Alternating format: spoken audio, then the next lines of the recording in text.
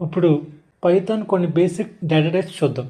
Away string, integer, float, complex and boolean. ప్రతి type గురించి సింపుల్గా నేర్చుకుందాం. స్ట్రింగ్లో మనం ఏ రకమైన టెక్స్చువల్ డేటా అయినా స్టోర్ చేయొచ్చు. పదాలు, వాక్యాలు, పారాగ్రాఫ్లు. సింగిల్ ఆర్ డబుల్ కోట్స్ వాడి డేటాని రాయొచ్చు.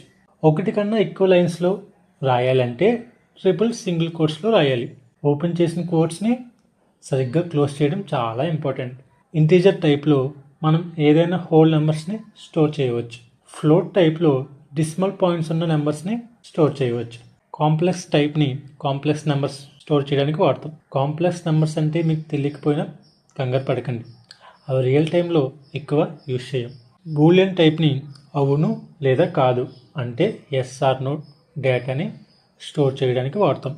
కానీ మన ఫ్యూచర్ చాప్టర్స్లో ఇంకా బాగా నేర్చుకుంటాం.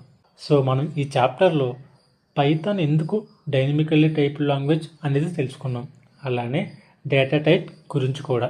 స్ట్రింగ్లో టెక్స్చువల్ డేటాని, ఇంటీజర్లో హోల్ నెంబర్స్ని, ఫ్లోట్లో డెసిమల్స్ని, కాంప్లెక్స్లో కాంప్లెక్స్ నెంబర్స్ని అండ్ ఫైనల్లీ బూలియన్లో బూలియన్ వాల్యూస్ని స్టోర్ చేయవచ్చు. నెక్స్ట్ చాప్టర్లో డేటాతో ఏం చేయొచ్చో చూద్దాం.